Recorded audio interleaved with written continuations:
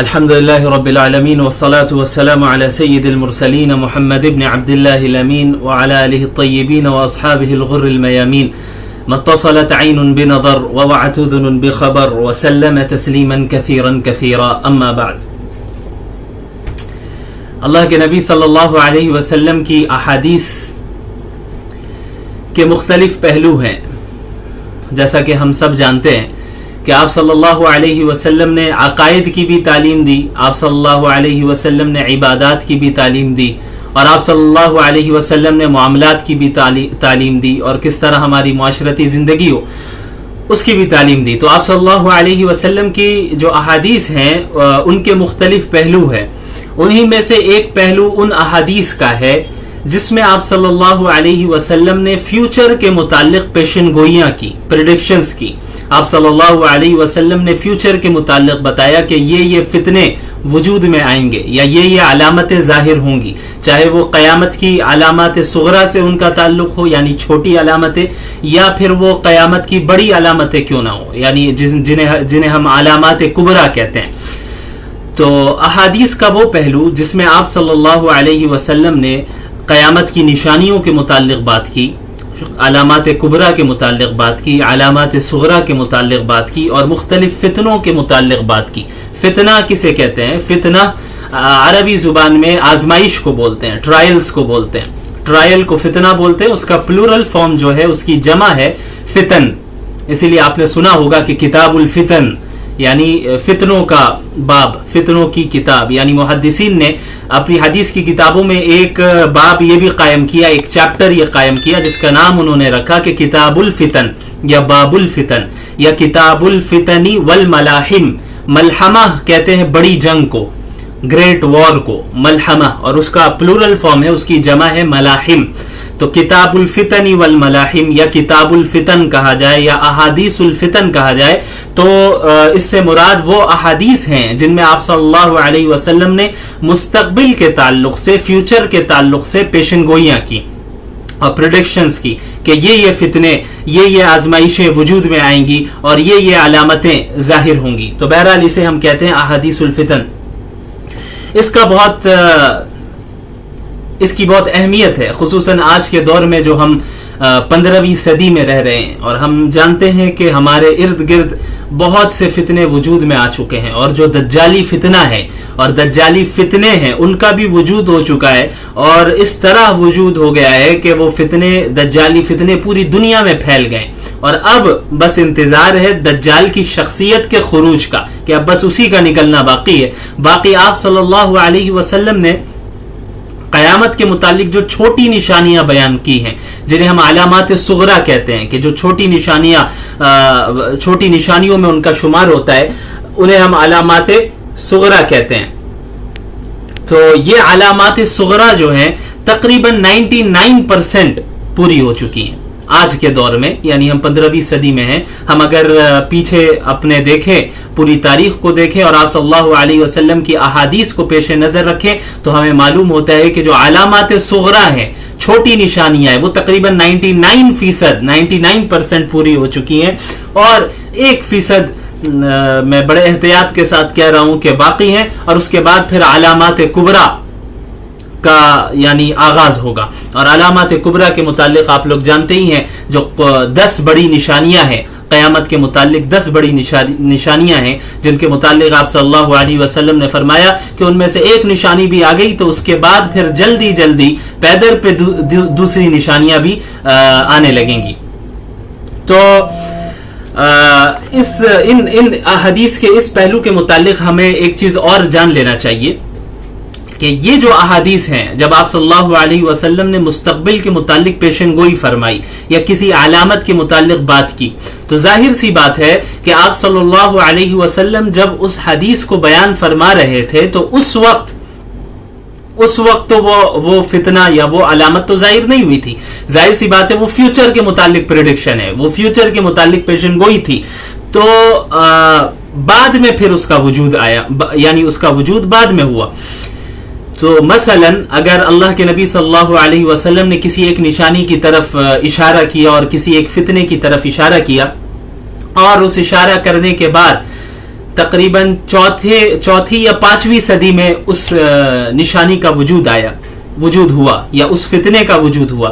تو ظاہر سی بات ہے کہ جو اس کے وجود سے پہلے جو زمانہ گزرا ہے اور جو علماء گزرے انہوں نے اپنے زمانے کے اعتبار سے اور ان کے پاس جو قرآن و حدیث کا علم تھا اور جو بصیرت اللہ تعالیٰ نے انہیں عطا کی تھی اس کے مطابق انہوں نے تشریح کی. اس حدیث کی تشریح مطلب ایکسپلینیشن، اس حدیث کی ایکسپلینیشن، اس کی تشریح انہوں نے اپنے علم کے مطابق کی. حالانکہ وہ فتنہ یا وہ نشانی اس وقت تک ظاہر نہیں ہوئی تھی، وہ نشانی ان کے زمانے میں وجود میں نہیں آئی تھی، تو انہوں نے اپنے اعتبار سے اس کی تشریح کر لی. لیکن بعد میں جب اس کا وجود ہو گیا تب 100% ہمیں معلوم چل گیا کہ آپ صلی اللہ علیہ وسلم نے جو یہ بات ارشاد فرمائی تھی اس سے مراد یہی فتنہ ہے، اس سے مراد یہی نشانی ہے جو کہ ظاہری طور پہ ہمارے سامنے نظر آ رہی ہیں. تو مثلا ایک آپ صلی اللہ علیہ وسلم نے کوئی نشانی بیان کی اور اس کا وجود کب ہو رہا ہے، اس فتنے کا وجود یا اس نشانی کا وجود کب ہو رہا ہے، ظہور کب ہو رہا ہے،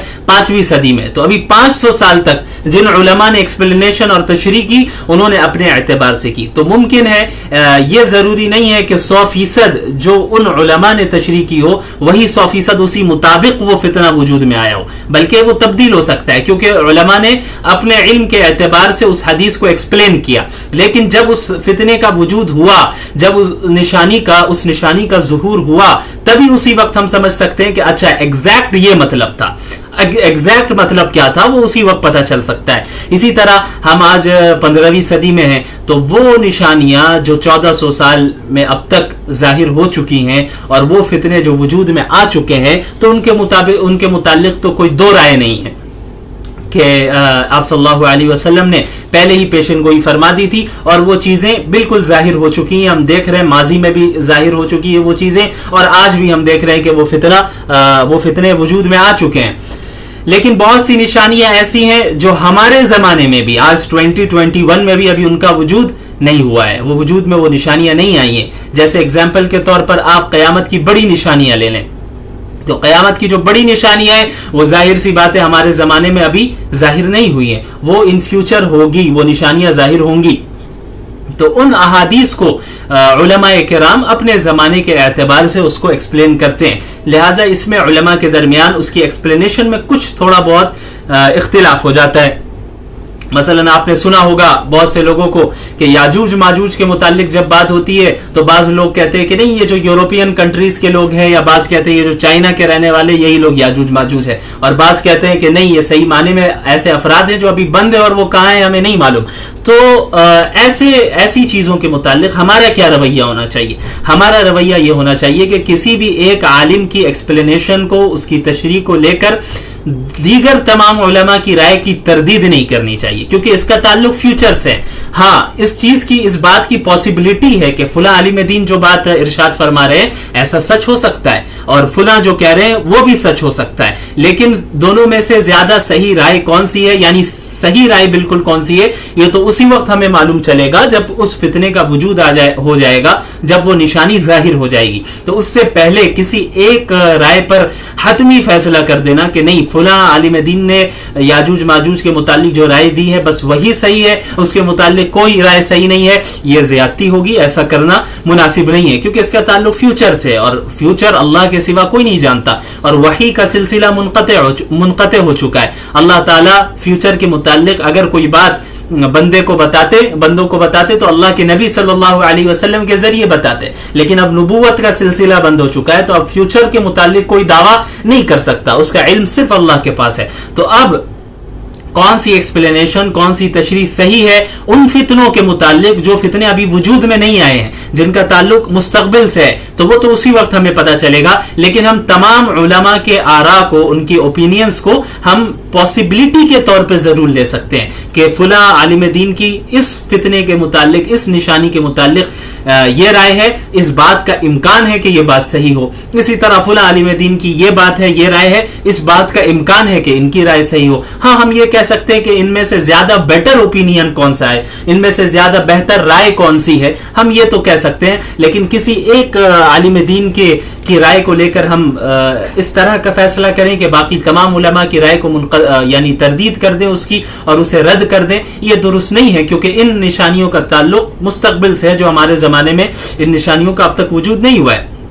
اور میں نے بتایا کہ جو نشانیاں وجود میں آلریڈی آ چکی ہیں تو پھر ظاہر سی بات ہے اس میں کوئی دو رائے نہیں ہے. تو یہ رویہ ہمارا ہونا چاہیے احادیث الفتن والملاحم کے تعلق سے خصوصاً. چلیے, تو احادیث الفتن میں ایک سب سے پہلے تو ہمیں ایک بہت ہی اہم حدیث ہمارے سامنے ہے, اسے ہمیں پڑھنا چاہیے, اسے ہمیں سمجھنا چاہیے کہ آپ صلی اللہ علیہ وسلم نے جو پیشن گوئیاں کی ہیں اس کا کیا مطلب ہے. ایک چیز یہ بھی ہمیشہ یاد رکھیں, آپ صلی اللہ علیہ وسلم کی جتنی بھی پیشن گوئیاں ہیں, پریڈکشنز ہیں فیوچر کے متعلق, وہ صرف خبر نہیں ہے, صرف انفارمیشن نہیں ہے. یعنی ایسا نہیں ہے کہ آپ صلی اللہ علیہ وسلم نے بتا دیا کہ بھئی ایسا ہوگا تو بس ہونا ہے اور ہمیں کوئی فکر کرنے کی ضرورت نہیں, بلکہ احادیث الفتن کا جو پہلو ہے, یعنی احادیث کا وہ پہلو جس کا تعلق فتن اور ملاحم سے ہے, ان احادیث کے پھر دو پہلو ہیں. ایک پہلو تو یہی ہے کہ اس میں آپ صلی اللہ علیہ وسلم نے خبر دی, انفارمیشن ہے, یہ خبر ہے کہ مستقبل میں یا قیامت کے قریب یا مستقبل میں ایسا ہونا ہے, یہ چیز وجود میں آئے گی, یہ فتنہ وجود میں آئے گا, یہ نشانی ظاہر ہوگی. ایک تو خبر ہے, انفارمیشن ہے, لیکن دوسرا پہلو اس میں تنبیہ ہے, تحذیر ہے, کہ امت مسلمہ کو متنبہ بھی آپ صلی اللہ علیہ وسلم نے کر دیا کہ دیکھو یہ نشانی ظاہر تو ضرور ہوگی, لیکن ہر مسلمان کو چاہیے کہ اس سے بچا رہے, اس فتنے سے اپنے آپ کو محفوظ رکھے, اس آزمائش سے اپنے آپ کو محفوظ رکھے, اس نشانی سے اپنے آپ کو بچا کے رکھے. وہ خود جو ہے شقاوت میں مبتلا نہ ہو جائے, وہ خود گمراہی میں مبتلا نہ ہو جائے, یا ان گمراہیوں کو وجود میں لانے میں وہ شریک نہ ہو جائے, ان فتنوں کو وجود میں لانے میں وہ شریک نہ ہو. لہٰذا جب بھی ہم ان احادیث کا مطالعہ کریں, ان احادیث کو پڑھیں جن کا تعلق فیوچر کے میں یعنی پیشن گوئیوں سے ہے, پریڈکشن سے ہے, فیوچر کے فتنوں سے ہے, آزمائشوں سے ہے اور نشانیوں سے ہے, تو پھر ہمیں اس میں دونوں چیزوں کی رعایت کرنی چاہیے. پہلی چیز تو یہی ہے کہ ہاں آپ صلی اللہ علیہ وسلم نے یہ پیشن گوئی فرمائی ہے تو یہ 100% صحیح ہو کر رہے گی, چونکہ آپ صلی اللہ علیہ وسلم کا قول ہے اور یہ آپ صلی اللہ علیہ وسلم نے ایک انفارمیشن, ایک خبر ہمیں دے دی ہے. اور دوسرا پہلو کیا ہونا چاہیے کہ ہم اپنے آپ کو محفوظ رکھیں, اپنے ایمان کی حفاظت کریں, اپنے گھر والوں اور دیگر مسلمانوں کی حفاظت کی فکر کریں کہ ان فتنوں میں ہم مبتلا نہ ہو جائیں, ان فتنوں سے ہم اپنے آپ کو محفوظ رکھیں. ظاہر تو ہونا ہے, ان فتنوں کو ظاہر تو ہونا ہے, ان نشانیوں کو ظاہر تو ہونا ہے, لیکن ہم کس طرح ان چیزوں سے بچ سکتے ہیں. تو احادیث کے ان پہلو میں آپ صلی اللہ علیہ وسلم نے ان دونوں جانب ہماری رہنمائی فرما دی ہے کہ کیا نشانیاں آنے والی ہیں اور کس طرح ہمیں محفوظ بھی رہنا ہے. تو ایک حدیث میرے پیش نظر اس وقت ہے. سب سے پہلے حضرت, یہ صحیح بخاری کی روایت ہے, حضرت ابو سعید خدری رضی اللہ تعالی عنہ فرماتے ہیں کہ اللہ کے نبی صلی اللہ علیہ وسلم نے فرمایا, لَتَتَّبِعُنَّ سُنَنَ مَنْ كَانَ قَبْلَكُمْ شِبْرًا بِشِبْرٍ وَذِرَاعًا بِذِرَاعٍ حَتَّى لَوْ دَخَلُوا حُجْرَ ضَبٍّ لَدَخَلْتُمُوهُ قَالُوا وَالْيَهُودُ وَالنَّصَارَى قَالَ فَمَنْ. اب اس حدیث کا ترجمہ سن لے. حضرت ابو سعید خدری رضی اللہ عنہ فرماتے ہیں کہ رسول اللہ صلی اللہ علیہ وسلم نے ارشاد فرمایا کہ یقیناً ایسا ہوگا کہ تم یعنی امت مسلمہ, یعنی میری امت کے لوگ پچھلی امتوں کے طریقوں کی پیروی کرنے لگو گے, پچھلی امتوں کے طریقوں کو فالو کرنے لگو گے. بالشت برابر بالشت, زرا برابر زرا, یہ ایک خاص تعبیر ہے عربی زبان کی جسے ہم اردو میں جیسے کہتے ہیں کہ تم قدم بقدم انہیں فالو کرو گے, تو قدم بقدم آگے چلو گے. تو قدم بقدم چلنے اور قدم بقدم فالو کرنے کا کیا مطلب ہے؟ بالکل جس طرح ان لوگوں نے جو حرکتیں کی سیم بالکل تم بھی اسی طرح کرو گے. تو اسے عربی میں اس کی ایک خاص تعبیر ہے, شبرن بشبرن وذراعن بذراعن. شبر کہتے ہیں ایک بالشت کو, یہ جو بالشت ہے, یہ جو جتنا فاصلہ ہے اسے کیا کہتے ہیں؟ شبر, ایک بالش. اور ذراع کسے کہتے ہیں؟ ذراع ہاتھ کی انگلیوں سے لے کر یہاں کہنی تک یہ جو حصہ ہے ہاتھ کا, اسے ذراع کہتے ہیں. یہ تقریباً 2 بالشت کے برابر ہے, 2 بالش کے برابر ہے. تو یہ بالشت برابر بالشت اور زرا برابر زرا یہ ایک خاص ٹرم ہے, ایک خاص تعبیر ہے, جس کا مطلب یہ ہے کہ تم بالکل سیم ٹو سیم ان کو فالو کرو گے, جسے ہم اردو میں کہہ سکتے ہیں کہ قدم بقدم چلو گے ان کے ساتھ. تو آپ صلی اللہ علیہ وسلم نے کیا فرمایا کہ یقیناً ایسا ہوگا لَتَتَّبِعُنَّ سُنَنَ مَنْ كَانَ قَبْلَكُمْ, یقیناً ایسا ہوگا کہ تم یعنی امت مسلمہ پچھلی امتوں کے طریقوں کو فالو کرو گے, بالشت برابر بالشت اور زرا برابر زرا یعنی قدم بقدم چلو گے, یہاں تک کہ حتی لو دخلوا حجر ضب لدخلتموه, کہ یہاں تک کہ اگر وہ کسی گوہ کے بل میں گھسے ہوں گے تو تم بھی اس بل میں گھس جاؤ گے. گوہ ایک جانور کا نام ہے, ایک لیزرڈ ہے جو بڑا لیزرڈ ہوتا ہے, اسے آپ گوگل میں سرچ کر سکتے ہیں. اسے عربی میں ضب کہتے ہیں, ضبن ضاد با ضبن, اسے اردو میں گوہ کہتے ہیں. ایک بڑا لیزرڈ ہے, بڑی چھپکلی ہے.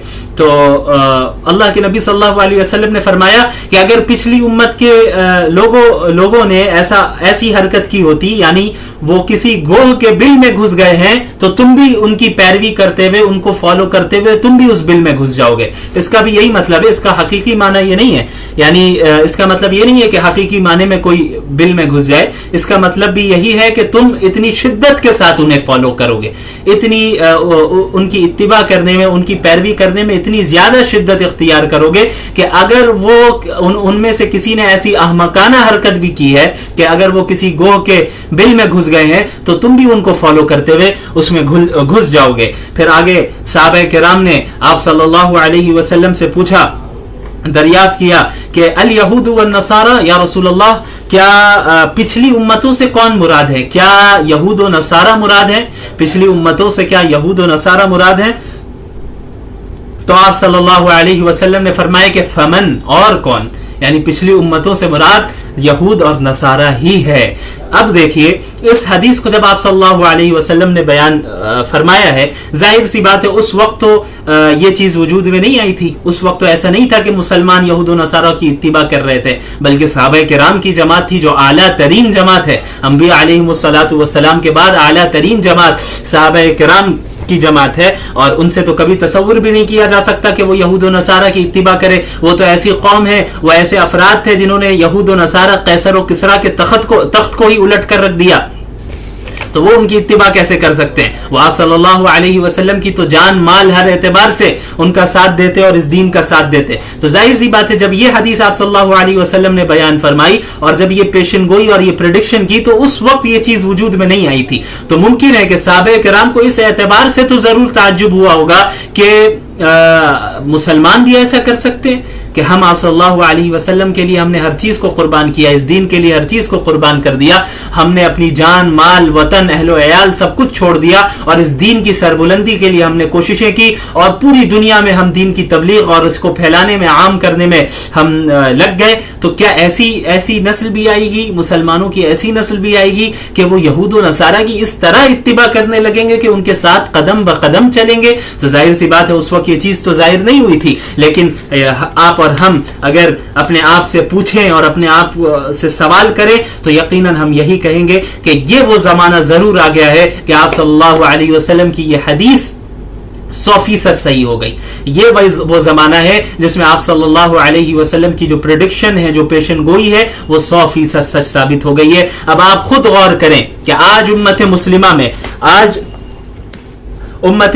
میں تمام وہ برائیاں شامل ہیں جو پچھلی امتوں میں شامل تھی. آپ خود غور کریں, اگر آپ کو موقع ملے آپ پچھلی امتوں کی تاریخ کو پڑھیں, پچھلی امتوں میں خصوصاً یہود و نصارہ, چونکہ اس حدیث میں ذکر کیا گیا ہے یہود و نصارہ, ان کی تاریخ کو پڑھیں, ان کے انبیاء اور ان کی قوموں کے متعلق پڑھیں, تو جو بیماریاں ان قوموں میں تھی وہ بیماریاں آج امت مسلمہ میں بھی ہے. تو آپ صلی اللہ علیہ وسلم نے فرمایا کہ پچھلی امت کی برائیاں اور پچھلے امت کی ساری برائیاں تمہارے اندر آئے گی, اور تم ان برائی میں ان کو فالو کرو گے اور قدم بقدم فالو کرو گے, اس طرح فالو کرو گے اور بہت زیادہ شدت اختیار کرو گے. آپ دیکھیں قوم شعیب علیہ الصلوۃ والسلام کی قوم کے اندر جو بیماری تھی وہ ہمارے اندر داخل ہے.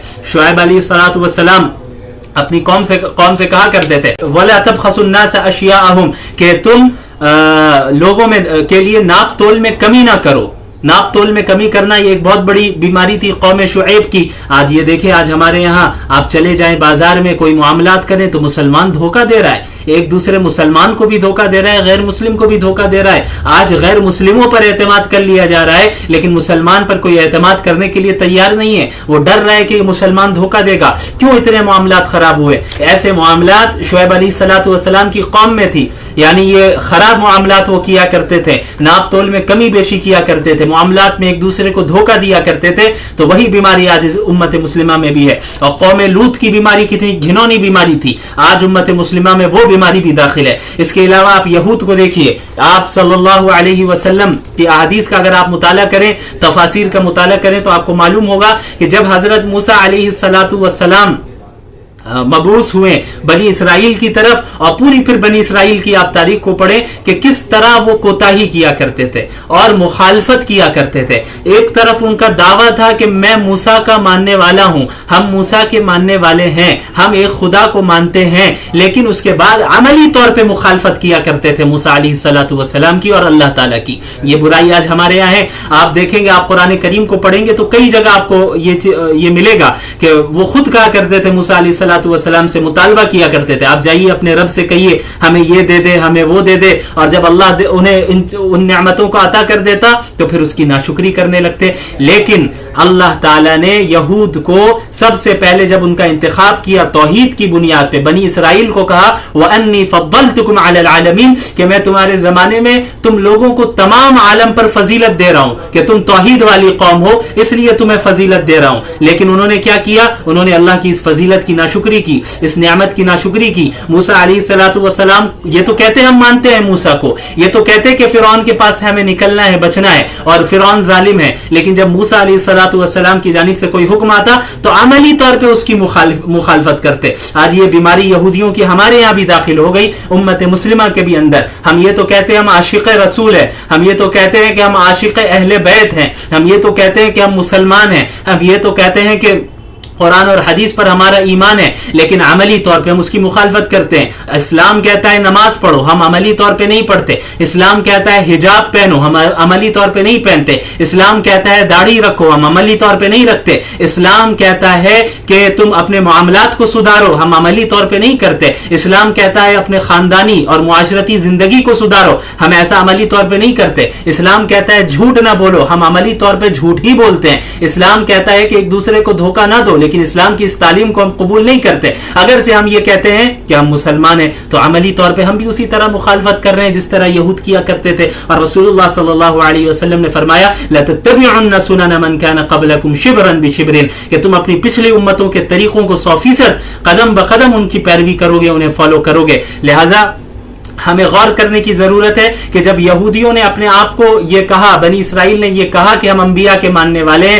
اللہ کے ماننے والے ہیں, موسیٰ کے ماننے والے ہیں, توحید کو انہوں نے قبول کیا, تو اللہ نے اس توحید کی بنیاد پہ بنی اسرائیل کو تمام عالم پر فضیلت دی, اور محمد عربی صلی اللہ علیہ وسلم کی امت مسلمہ کو بھی آپ صلی اللہ علیہ وسلم نے توحید کی بنیاد پہ فضیلت دی. اور کیا فرمایا؟ کنتم خیر امت اخرجت للناس, کہ تم وہ قوم ہو, تم وہ امت ہو جو تو تمام امتوں میں سب سے بہتر ہے, سب سے بہترین امت ہو, جو لوگوں کے لیے تم نکالے گئے ہو. لیکن جب بنی اسرائیل نے اللہ کی اس نعمت کی ناشکری کی, اس فضیلت کی ناشکری کی, اور انبیاء کی عملی طور پہ مخالفت کی, اللہ کی عملی طور پہ مخالفت کی, تو اللہ تعالیٰ نے یہ اعلان کر دیا کہ ضربت علیہم الذلۃ والمسکنہ, کہ اب بنی اسرائیل پر قیامت تک کے لیے ہم نے ذلت اور مسکنت کو ان کے اوپر تھوپ دیا ہے, ان کی ناشکری کی بنیاد پہ, ان کی ناقدری کی بنیاد پہ. اللہ نے انہیں فضیلت دی, لیکن انہوں نے عملی طور پہ اپنے دین پر عمل نہیں کیا. یہی فضیلت امت مسلمہ کو ملی, لیکن امت مسلمہ عملی طور پر اس فضیلت کی ناقدری اور ناشکری کر رہی ہے. لہٰذا ہونا وہی ہے جو بنی اسرائیل کے ساتھ ہوا. یہ اللہ کی سنت ہے, یہ اللہ کی سنت ہے کہ جب بھی جو شخص بھی ایمان اور عمل صالح کے ساتھ اس دین پر گامزن رہے گا, عمل کرتا رہے گا, اللہ تعالیٰ اس کو بلند رکھے گا. اسی لیے اللہ تعالیٰ نے قرآن کریم میں فرمایا کہ وَأَنْتُمُ الْأَعْلَوْنَ إِن كُنْتُم مُؤْمِنِينَ کہ اگر تم سچے پکے مومن ہو تبھی تم سر بلند رہو گے, ہر جگہ سر بلند رہو گے, تمہاری ترقی ہوگی, تم غالب رہو گے. لیکن جب ایمان اور عمل صالح نہیں ہے تو تم نے, اور اوپر سے دعویٰ بھی ہے کہ ہم مسلمان ہیں اور عاشق رسول ہیں, لیکن تم عملی طور پہ مخالفت کر رہے ہو, تو ظاہر سی بات ہے اللہ تعالیٰ اس مقام سے تمہیں ہٹا دے گا اور کسی دوسری قوم کو لے کر آ جائے گا. اور ایک بہت بڑی بیماری ہمارے اندر کیا ہے, یہ بھی یاد رکھیے, یہ جو پچھلی امتوں کی بیماریاں ہمارے اندر داخل ہوئی ہے, یہودیوں کی ایک خاص بیماری کیا تھی میں آپ کو بتاتا ہوں.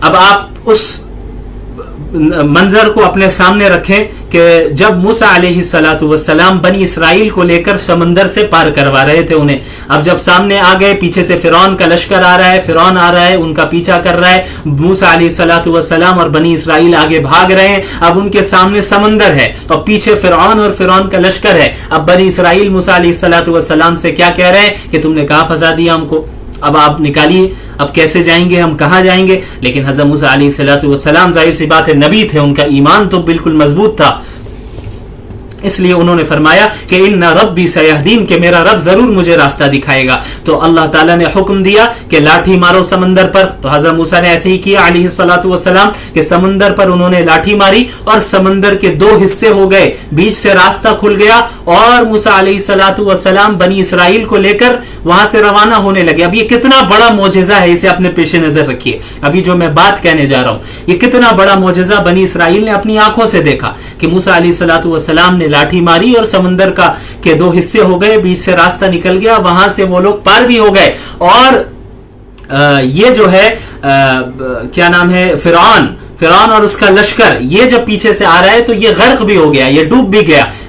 بنی اسرائیل نے دیکھ لیا, موسیٰ علیہ السلام کے ذریعے اللہ تعالیٰ نے انہیں نجات دی اور فرعون کو ڈبا دیا اور فرعون کے لشکر کو ڈبا دیا. اللہ نے توحید کی بنیاد پہ معجزانہ انداز میں انہیں پار کروایا. تب اب تو انہیں چاہیے تھا بالکل 100% سرنڈر ہو جاتے اللہ کے سامنے. لیکن کیا ہوتا ہے کہ وہاں سے پار کرنے کے بعد, سمندر کو پار کرنے کے بعد ایک قوم کے پاس سے گزرتے ہیں, ایک وہ قوم جو ہے بت پرست قوم تھی, اور وہ لوگ دیکھتے ہیں بنی اسرائیل کہ وہ قوم اپنے بت اور آئیڈل کی عبادت کر رہی ہے اور اس کی عبادت کر رہی ہے وہ قوم. تو اب بنی اسرائیل جو لوگ ہیں وہ آئے حضرت موسیٰ علیہ السلام کے پاس, اور آنے کے بعد کیا کہتے ہیں کہ اجعل لنا الہا کما لہم آلہہ, کہ اے موسیٰ جس طرح اس قوم کے پاس جو ان کے بت ہے اور ان کا جو خدا ہے, ایک ڈھانچہ ہے, ویسے ہی ڈھانچہ ہمیں بھی بنا کے دے دیجئے, ہمیں بھی ایک بت بنا کے دے دیجئے کہ ہم بھی عبادت کرنے لگے. اب آپ دیکھیں یہ بیماری یہودیوں کے اندر کیا تھی کہ دوسری قوم سے مروب ہو جانا,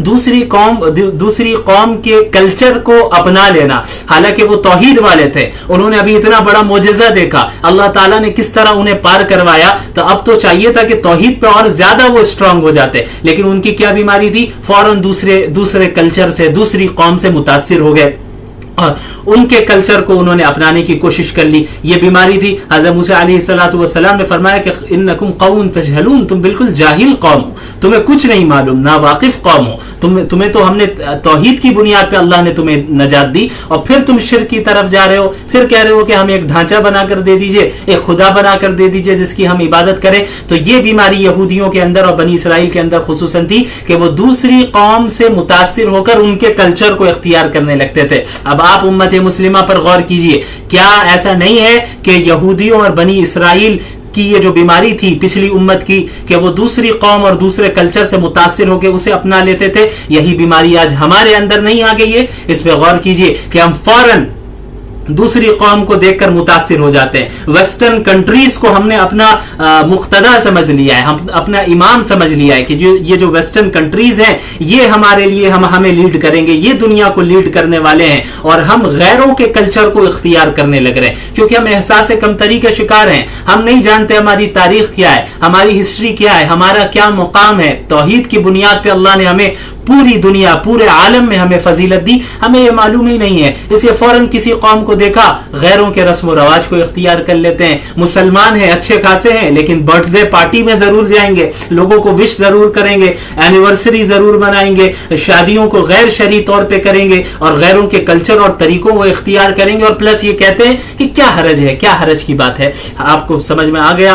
رسول اللہ صلی اللہ علیہ وسلم نے یہی پیشن گوئی فرمائی, لَتَتَّبِعُنَّ سُنَنَ مَنْ كَانَ قبلکم کہ تم ضرور بالضرور پچھلی امتوں کے طریقوں کی 100% پیروی کرو گے, اس کے قدم بقدم چلو گے. تو یہ صرف ایک خبر نہیں ہے, یہ صرف انفارمیشن نہیں ہے, بلکہ تنبیہ بھی کی جا رہی ہے کہ ایسا کرنے سے بچنا, ایسا مت کرنا, بلکہ تم اپنے دین پر اور کتاب و سنت پر قائم رہنا. اسی لیے آپ صلی اللہ علیہ وسلم نے فرمایا تھا ترکت فیکم امرین لن تضلوا ما تمسکتم بہما کتاب اللہ و سنتی, کہ میں تمہارے درمیان 2 چیزوں کو چھوڑ کر جا رہا ہوں, جب تک انہیں تھامے رکھو گے کبھی گمراہ نہیں ہوگے, ایک اللہ کی کتاب اور دوسری میری سنت. لہذا آپ صلی اللہ علیہ وسلم کی سنت اور اللہ کی کتاب کو تھامے رکھنا ہے, اور دوسرے کلچر سے اور دوسری قوم کی رسم و رواج سے ہمیں متاثر نہیں ہونا ہے. ہم نے ترقی کا معیار یہ سمجھ لیا ہے کہ جس کنٹری میں اونچی اونچی بلڈنگز ہوں, جہاں اونچی اونچی عمارتیں ہوں اور جہاں پہ لوگ زیادہ پیسے کماتے ہوں وہی ترقی یافتہ ہے. تو یہ جو ترقی کا جو معیار ہمارے ذہن میں ہے یہی غلط ہے, ہم نے ترقی کا مطلب ہی نہیں سمجھا ہے. لہذا آپ یاد رکھیے کہ مکمل ترقی اسی وقت ہے کہ جب ہم اور آپ 100% اس دین پر عمل کریں گے اور پچھلی امتوں کی ان کی سنتوں اور پچھلی امتوں کے طریقوں سے اپنے آپ کو بچائے رکھیں گے اور رسول اللہ کی سنت اور صحابہ کرام کی سنت کو تھامے رکھیں گے. تو یہ وہ حدیث ہے جو ایک پیشن گوئی ہے جو آج ہم دیکھ رہے ہیں کہ 100% صحیح ثابت ہو گئی.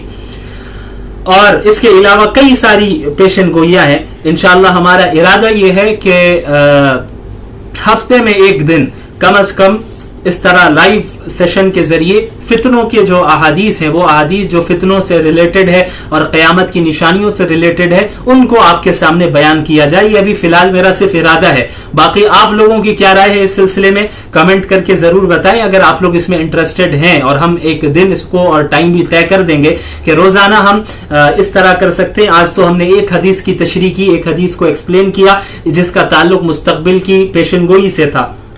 اس کے علاوہ جو عام نشانیاں ہیں اور عام فتنوں کا جو ظہور ہوگا, اور اس کے بعد قیامت کی جو عام نشانیاں ہیں اس کا بھی بیان کیا جائے گا. اور اس کے بعد جو قیامت کی بڑی نشانیاں ہیں, علامات کبریٰ ہے, جن میں سر فہرست امام مہدی علیہ الصلاۃ والسلام کا ظہور ہے, اس کے بعد دجال کا خروج ہے, اور عیسیٰ علیہ الصلاۃ والسلام کا نزول ہے. اس پہ ہم تفصیل سے بات کر سکتے ہیں. اور اس کے بعد پھر جو باقی 7 بڑی نشانیاں ہیں ان کے متعلق بھی ہم تفصیل سے بات کر سکتے ہیں. آپ لوگوں کی اس میں کیا رائے ہے یہ ضرور بتائیں. تو اس حدیث کو ضرور اپنے پیش نظر رکھیں, اور یہ آپ صلی اللہ علیہ وسلم کی اس حدیث کو دوسروں تک پہنچائیں. یہ بہت بڑی چیز ہے. آپ صلی اللہ علیہ وسلم نے فرمایا کہ اللہ تعالیٰ اس شخص کے چہرے کو تر و تازہ کرے جو میری ایک حدیث سنے اور اسے دوسروں تک پہنچائے. تو یہ بہت اہم چیز ہے. اور ہم آج جس دور میں رہ رہے ہیں اس سے یہ بالکل بھی انکار نہیں کیا جا سکتا کہ ہم دجال کے خروج کے زمانے سے بہت قریب ہے. ہم یہ تو نہیں کہہ سکتے کہ اس سال میں نکلے گا دجال یا فلاں سال میں امام مہدی کا ظہور ہوگا, یہ کوئی نہیں کہہ سکتا. اس کا تعلق مستقبل سے ہے, یہ صرف اللہ تعالیٰ جانتے ہیں. لیکن یہ بات تو ضرور ہے کہ ہم آج جس زمانے میں ہیں یہ دجال کے زمانے سے بہت قریب کا زمانہ ہے, بہت قریب ہے ہم. لہذا ہمیں چاہیے کہ لوگوں کے اندر ایک شعور بیدار کریں, اور جو آپ صلی اللہ علیہ وسلم نے دجال سے بچنے کا جو طریقہ بیان کیا ہے اور ان فتنوں سے بچنے کے جو مختلف طریقے بیان کیے ہیں وہ لوگوں میں عام کیا جائے, لوگوں کو بتایا جائے, تاکہ ہم خود اپنے ایمان کی بھی حفاظت کر سکے اور اپنی نسلوں کی بھی ایمان کی حفاظت کر سکے. انشاءاللہ آج کے لیے اتنا ہی. جزاکم اللہ خیرا وآخر دعوانا ان الحمد للہ رب العالمین والسلام علیکم ورحمۃ اللہ.